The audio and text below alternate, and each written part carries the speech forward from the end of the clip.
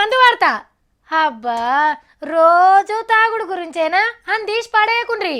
మీకు రూపాయికి కిలో బియ్యం వస్తుందన్నా, నెలకు 1000 రూపాయల పింఛన్లు అందుతున్నా, పిల్లలకు స్కాలర్షిప్లు, కళ్యాణ లక్ష్మి పెళ్లి కట్నం ముడుతుందన్నా, రేపు పొద్దుగాల షెడ్లకు నీళ్లు రావాలన్నా, నడి ఇంట్లో నల్ల నీళ్లు పోయాలన్నా, ఆఖరికి అందరికి డబుల్ బెడ్రూమ్ ఇండ్లు అందాలన్నా, మొదలు గీ మందు పథకం 6 ఫుల్ బాటిళ్ళు 3 బీర్ బాటిళ్లతోని చీర్స్ కొట్టుకుంటా ముంగట్టుకోవాలి.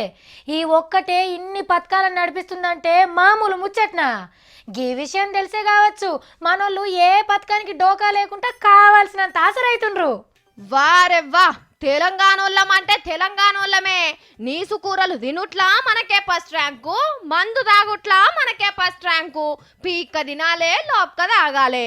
యాళ్ళకింత బువ్వ దొరకకున్నా ఊకునేటట్టున్నారు గాని రిమ్మ లేకుండా బతికేటట్టు లేరు.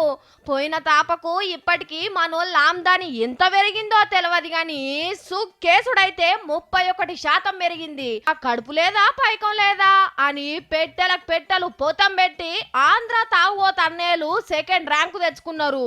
ఇక 2 తెలుగు రాష్ట్రాల దమ్మెందో చూపెడుతుండ్రు అనుకోరాదుర్రి. డెవలప్మెంట్ లో కూడా గింత పోటీ లేకుండా ఉండొచ్చు. ఎవలి నోరెవలు కట్టేస్తట్టున్న చెప్పు. గల్లికో వైన్ షాపు, సల్లటి ఏసీ రూమ్లతోని బార్లు, ఆషాఢాన్ని మించిన ఆఫర్లు, ఇగెందుకు గుంజి పడేయారు బీర్లు. అగడు వడ్డోళ్ళ లెక్కనే దుకాణల మీద వడబట్టిరి. గింతోడు తాగుడేనాయే, గంతోడు తాగుడేనాయే. ఇంటికి పావుకిలా కూరగాయలు పట్టుకపోనోడు కూడా పావు సేరు ఓసినాకనే ఇల్లు దేవులాడుకుంటా పోతున్నాడు. మనోళ్ళ తాగుడుకు రిమ్మ మీటరే మోసగొంటాంది. సోయి లేకుండా తాగి తాగి మంది పానాలు మింగబట్టిరి. డ్రంక్ అండ్ డ్రైవులు, కేసులు, కోర్టులు, శిక్షలు గివేవి మందు బాబులను ఆగబట్టలేవు.